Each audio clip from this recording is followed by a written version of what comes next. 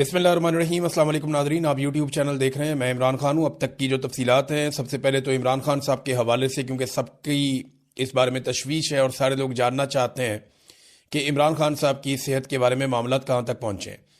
देखिए, उनकी जो दाईं आँख है उसकी बिनाई 85% तक ख़त्म हो गई है, और ये बात इमरान खान साहब ने अपने मुँह से नहीं कही।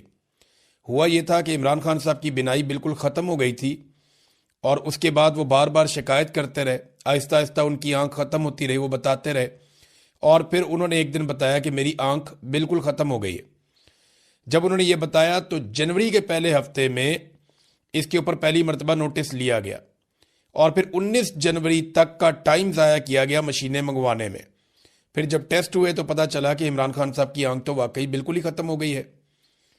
फिर उन्हें अस्पताल ले जाया गया, तो बाद में डॉक्टर ने बताया जी कि अब इसमें सिर्फ 15% बेहतरी आई है और आपकी आंख 85% ज़ाया हो चुकी है। ये इमरान खान साहब ने वो बात बताई जो डॉक्टर्स ने उनको बताई है, और अब तक हमारे पास यही मालूमात है। और 15% विजन कोई विजन नहीं होता। जो इस वक्त उनके इलाज की सूरत हाल है, देखिए, इमरान खान इनकलाब भी ले आएंगे, इमरान खान इस मुल्क में एस्टेब्लिशमेंट को शिकस्त भी दे देंगे, ये जर्नैल अपनी बैरकों में वापस भी जाएंगे। आसिम मुनीर साहब जो जुल्म कर रहे हैं ये हमेशा नहीं रहेगा, लेकिन इस वक्त इमरान खान की सेहत ज़रूरी है और उन्हें अपना इलाज करवाना चाहिए। हुकूमत ने इमरान खान के डॉक्टरों के बगैर, देखें, एक तरफ इमरान खान साहब के डॉक्टर जो हैं वो डॉक्टर आसिम और डॉक्टर फैसल, वो बार बार अपना पैगाम रिकॉर्ड करवा रहे हैं। रात 12 बजे के बाद आज के दिन में भी उन्होंने अपना एक पैगाम रिकॉर्ड करवाया, और वो तहफ़्फ़ुज़ात का इजहार कर रहे हैं इमरान खान साहब की सेहत के हवाले से, क्योंकि उनका ये मानना है कि इमरान खान साहब की बीमारी उनकी आंख में नहीं है, बीमारी उनकी आंख तक पहुंची है, बीमारी उनके खून में है, और उनके ब्लड के अंदर कोई ऐसी चीजें शामिल हो गई हैं जिसकी वजह से क्लॉटिंग हो रही है, और वही क्लॉट उनकी आंख में पहुंचे हैं। और उनकी एक आंख को बजाय इसके कि उसको ट्रीट किया जाता, उन्हें ड्रॉप्स दे के मामले को बिगाड़ा गया। यानी वो इमरान खान जो इनसे बीमार नहीं हो रहा था, कमजोर नहीं पड़ रहा था, जिस्मानी नुक्ता नजर से इमरान खान इनके काबू नहीं आ रहा था, आसाबी नुक्ता नजर से इमरान खान इनके काबू नहीं आ रहा था, तो फिर इन्होंने उसे कुछ ऐसा दिया, इसके खर्चे का इजहार किया जा रहा है। बहुत सारे लोग ये बात कर रहे हैं कि कुछ ना कुछ इमरान खान के साथ ऐसा किया गया जिसके बाद इमरान खान साहब की आंख तक भी इफेक्ट हुआ। अब डॉक्टर ये कहते हैं कि स्पेशलिस्ट के पास ले जाया जाए, ये सिर्फ आंख का मसला नहीं है, हमें दीगर सारे टेस्ट भी करने हैं। लेकिन इमरान खान साहब के ब्लड टेस्ट सामने नहीं आने दिए जा रहे, टेस्टों को और डॉक्टरों को कंट्रोल किया जा रहा है। ये इमरान खान की बहन ने पहले भी कहा था। बहरहाल, अब 2 डॉक्टरों के ऊपर मुश्तमिल एक बनाया गया है पैनल, और ये डॉक्टर फैसला करेंगे अस्पताल मुंतकिल करने का इमरान खान को। इसमें एक डॉक्टर अमजद है, ये भी स्पेसिफिक जो आंख की बीमारी इमरान खान साहब को, जिसमें रेटिना स्पेशलिस्ट हैं, ये एक, और एक और इसी बीमारी के डॉक्टर हैं डॉक्टर नदीम कुरैशी। ये 2 डॉक्टर्स पर मुश्तमिल, और ये दोनों डॉक्टर जो हैं वो अल शिफा के हैं। रोला यही पड़ा हुआ है कि इमरान खान साहब को शिफा इंटरनेशनल में लेकर जाना है या अल शिफा ट्रस्ट आई हॉस्पिटल जो है वहां पर लेकर जाना है। जो अल शिफा ट्रस्ट आई हॉस्पिटल है वहां पे इमरान खान साहब की फैमिली या उनके डॉक्टर्स नहीं चाहते कि इमरान खान को ले जाया जाए। वो एक रिटायर्ड जर्नैल वहां पे प्रेसिडेंट है, और यहां पे इमरान खान साहब को ले जाना चाहते हैं हुकूमत के लोग, और यहीं के 2 डॉक्टर्स पर मुश्तमिल एक पैनल इन्होंने बनाया है। इसका मतलब है यहीं लेकर जाना चाहते हैं, यहीं पर इलाज करवाना चाहते हैं। जबकि इमरान खान साहब के जो डॉक्टर्स हैं या उनकी फैमिली है या बाकी लोग हैं, वो ये कह रहे हैं कि शिफा इंटरनेशनल में लेकर जाएं, जहां पर ज्यादा सहूलियात हैं, तमाम तरह के टेस्ट हो सकते हैं, और वहां पे इमरान खान साहब की सेहत के मामलात को ज्यादा बेहतर अंदाज में शफाफ तरीके से देखा जा सकता है। अब इस वक्त इमरान खान साहब की फैमिली को और डॉक्टर्स को उनसे दूर रखा जा रहा है, और उनसे बिल्कुल राय नहीं ली जा रही, उनसे बिल्कुल कॉन्सेंट नहीं किया जा रहा। ये एक दबाव तो इनके ऊपर है कि इमरान खान का इलाज करवाना है, इलाज तो ये करवाएंगे, लेकिन जिस तरह का इलाज उनका होना चाहिए उस इलाज की तरफ ये नहीं बढ़ रहे, और बातें बीच में की जा रही हैं डील की। देखिए, अगर डील हो रही होती ना तो इमरान खान की कम से कम एहलिया इस वक्त अपने घर में होती। अगर डील हो रही होती ना तो बुशरा बीबी अपने घर में होती। डील हो रही होती तो इमरान खान साहब की मुलाकातें खुल चुकी होती। डील हो रही होती तो वकला भी मिल रहे होते, लीडर्स भी मिल रहे होते, इमरान खान साहब अहकामात जारी कर रहे होते। तो डील तो बिल्कुल नहीं हो रही। अगर डील होती है तो फिर चीजें होती हुई आपको दिखाई भी दे देती हैं। अभी एक दिन पहले की बात है, इमरान खान साहब की बहनों ने आसिम मुनीर पर शदीद तनकीद की है, जो कुछ भी इमरान खान साहब के साथ हो रहा है इस सारी सूरत हाल को लेकर। तो फिर ये डील वाली बातें जो ना, ये हवा में, इनके अंदर कोई हकीकत नहीं है। इधर मीडिया की डीएसएनजी जो है वो कुछ लगी हुई है, अल-शिफा ट्रस्ट हॉस्पिटल के अंदर और कुछ लगी हुई है अडयाला जेल के बाहर। तो मैं एक बात आपको बता दूं कि ऐसे केसेस में मीडिया वाले ये बात ध्यान में रखें कि 2 या 3 मरतबा प्रोटोकॉल निकाले जाते हैं। अगर जेल से गाड़ियों का एक बहुत बड़ा काफिला बाहर निकले और आपको लगे कि इसके अंदर इमरान खान साहब अल-शिफा की तरफ जा रहे हैं, तो ज़रूरी नहीं है कि उसमें इमरान खान साहब हों। जब आप सारे मीडिया वाले उन गाड़ियों के पीछे लग जाएंगे तो उसके बाद कोई और गाड़ी निकलेगी। जैसे कि शहीद अरशद शरीफ की मैयत को जब एयरपोर्ट से निकाला गया तो वहां पे डिसीव किया गया लोगों को, कुछ एम्बुलेंसेज भगा दी गई, लोग उनके पीछे पीछे भागते रहे, अपनी गाड़ियां लेके चले गए और बहुत सारे लोगों को गुमराह किया गया और बाद में जो एम्बुलेंस थी उसको निकाला गया और उसको एक और हॉस्पिटल की तरफ लेकर चले गए। तो ये करते हैं इस तरह। ये मेरे साथ भी इन्होंने एक दफ़ा ऐसे किया, शहबाज गिल के साथ। नॉर्मल है, ये रूटीन है इनकी।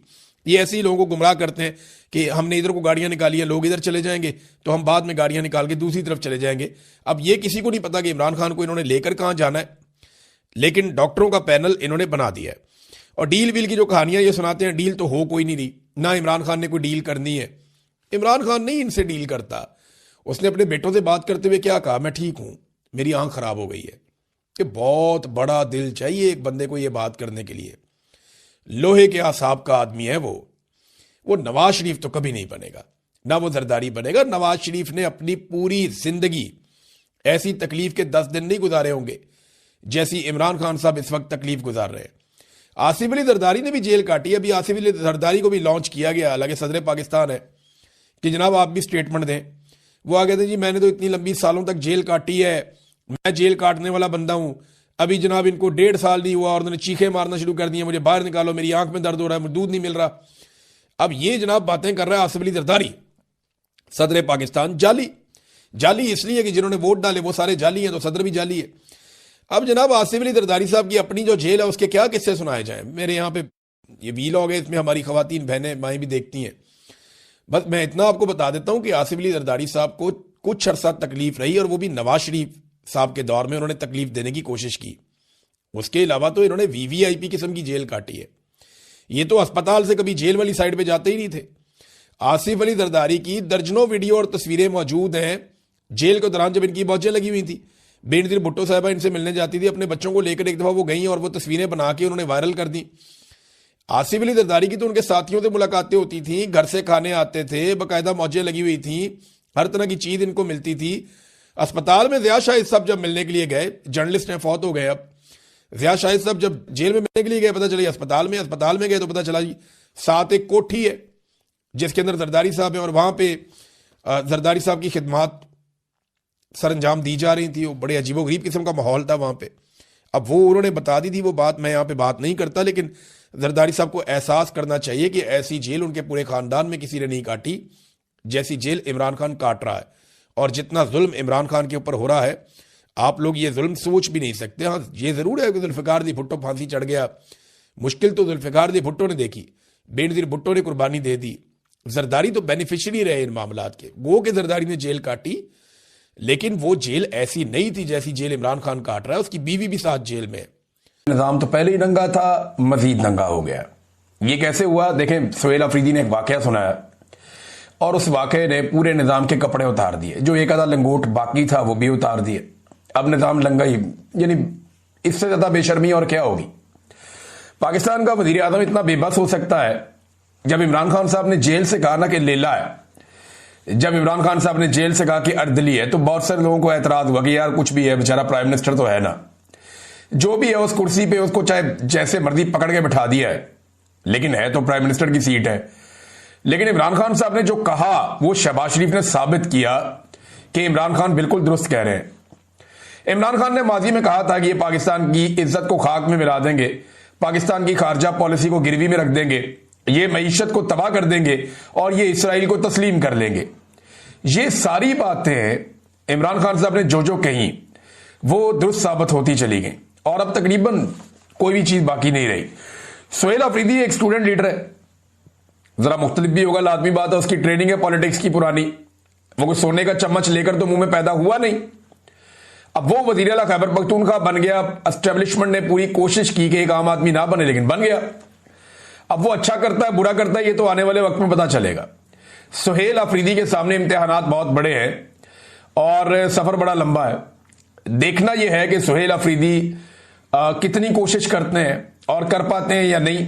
इन सवालों के जवाब हमें आने वाले वक्त में मिलेंगे।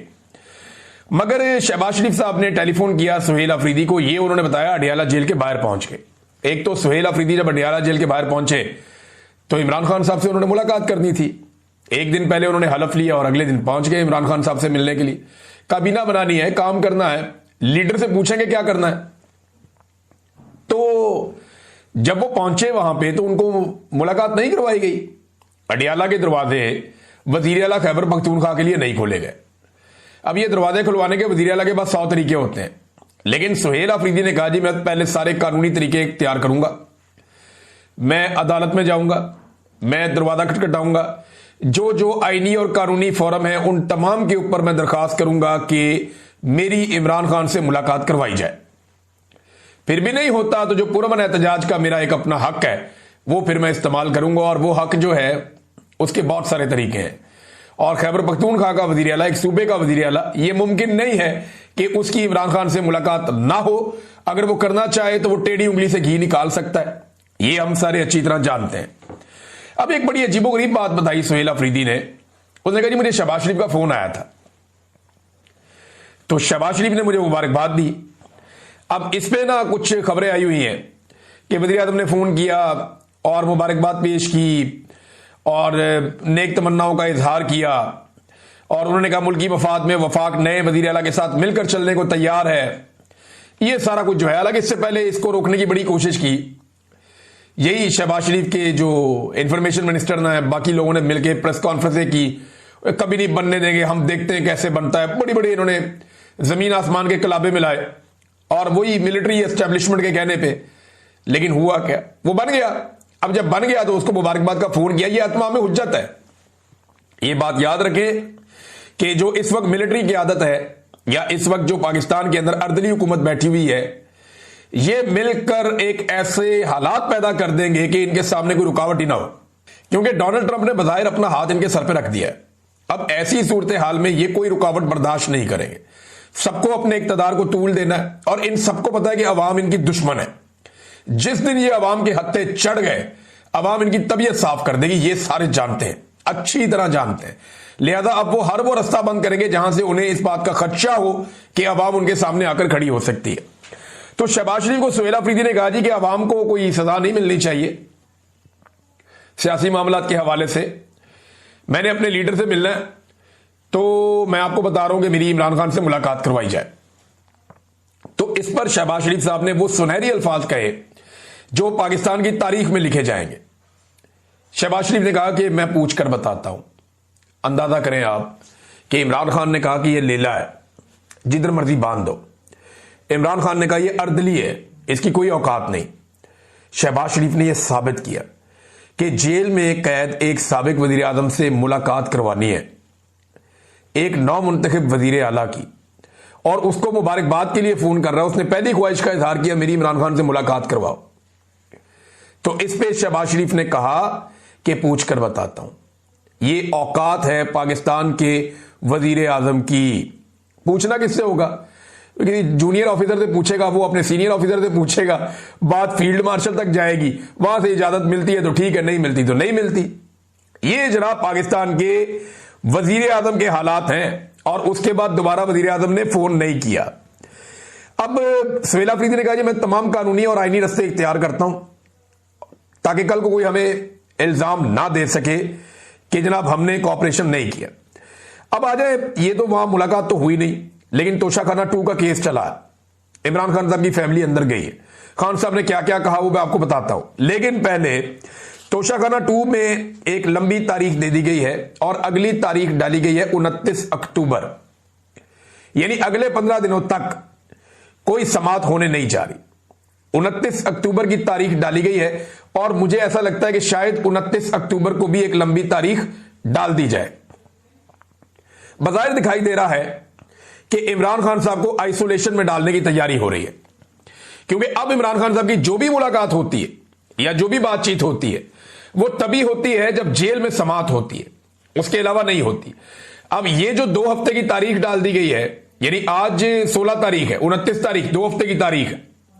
2 हफ्ते की तारीख का मतलब यह है कि अब इमरान खान साहब की मुलाकातें बंद हो जाएंगी, फैमिली नहीं मिल पाएगी, अदालत के अंदर केस नहीं लगेगा तो सहाफी उन्हें नहीं सुन पाएंगे, वकला नहीं मिल पाएंगे।